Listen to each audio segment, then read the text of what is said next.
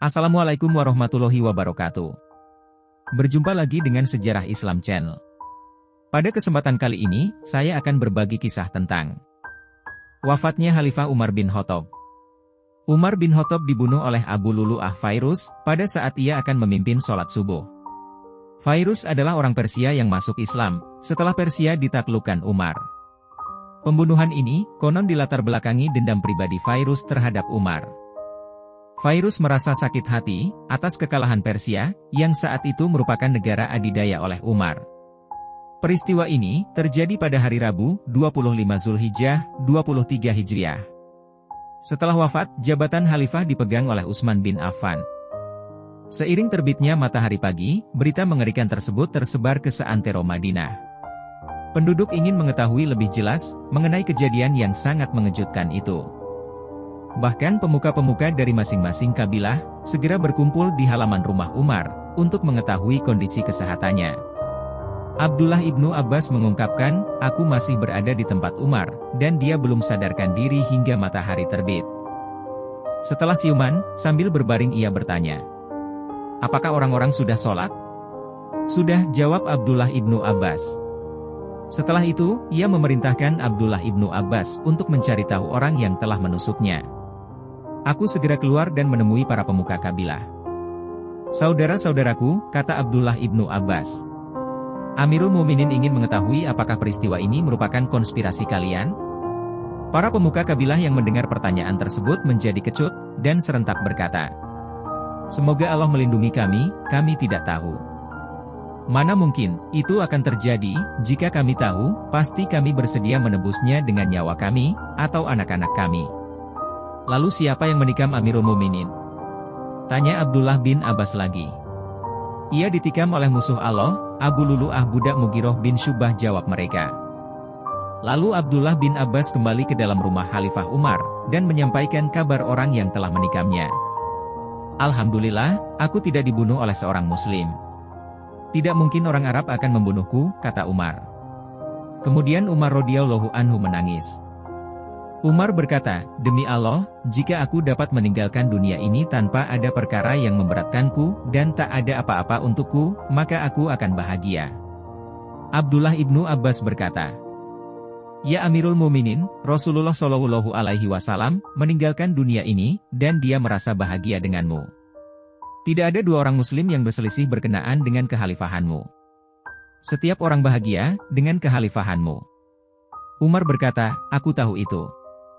Tapi, kekhalifahan ini membuatku khawatir. Wahai Abdullah, dudukkan aku." Kemudian mereka mendudukkannya. Lalu Umar memegang bahu Abdullah dan berkata, "Wahai Abdullah, maukah kau bersaksi untukku di hari kiamat?" Abdullah berkata, "Aku akan bersaksi untukmu di hari kiamat." Kemudian Umar berbaring di pangkuan putranya, Abdullah ibnu Umar. Dia berkata kepadanya, "Tempatkan pipiku di lantai." Abdullah ibnu Umar berkata, "Kenapa ayah?" Sembari mengecup kening Umar, dan menempatkan pipinya di lantai.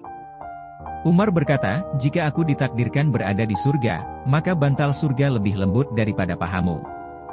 Dan jika aku ditakdirkan masuk neraka, maka kau tidak menginginkan seorang penghuni neraka di atas pahamu."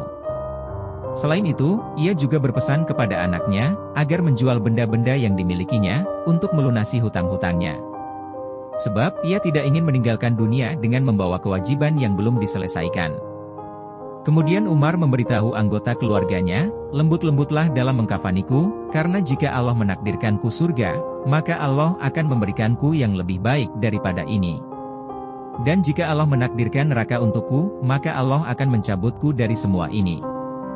Berlembutlah dalam menggali kuburku, karena jika Allah menakdirkanku surga, maka Dia akan meluaskan kuburku. Dan jika Allah menakdirkan neraka untukku, maka kubur itu akan menghimpitku." Kemudian dia berkata kepada anaknya, yaitu Abdullah ibnu Umar, "Ya Abdullah, pergilah dan tanyakan kepada Aisyah radhiyallahu anha, apakah dia membolehkanku untuk dikubur di samping Rasulullah dan Abu Bakar?" Lalu pergilah Abdullah ibnu Umar. Dia mengetuk pintunya, dan masuk ke rumah Aisyah. Ternyata Aisyah sedang menangis, dan dia memberikan salam padanya. Kemudian bertanya pada Aisyah, "Umar meminta untuk dikuburkan di samping Rasulullah dan Abu Bakar. Apakah kau mengizinkannya?" Aisyah berkata, aku sudah memesan tempat itu untuk diriku.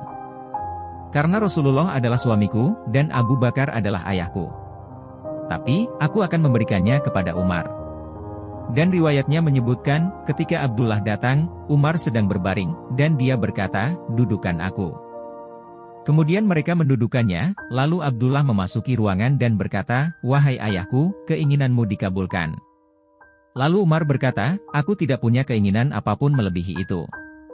Ketika aku meninggal, dan kau membawaku untuk dikuburkan. Tanyakan kepada Aisyah lagi. Mungkin karena statusku, dia merasa keberatan untuk memberikanku tempat itu. Tanyakan dia lagi, dan jika dia setuju, maka kuburkan aku di sana. Kalau tidak, maka kuburkan aku di pemakaman umat muslim. Beberapa hari setelah peristiwa penikaman, Umar bin Khattab menghembuskan nafas terakhirnya, dan menyisakan duka mendalam di kalangan umat Islam.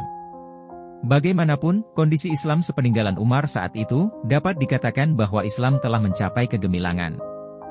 Dan ini tidak dapat dilepaskan dari peran Umar bin Khattab. Wallahu a'lam bishawab. Wassalamualaikum warahmatullahi wabarakatuh.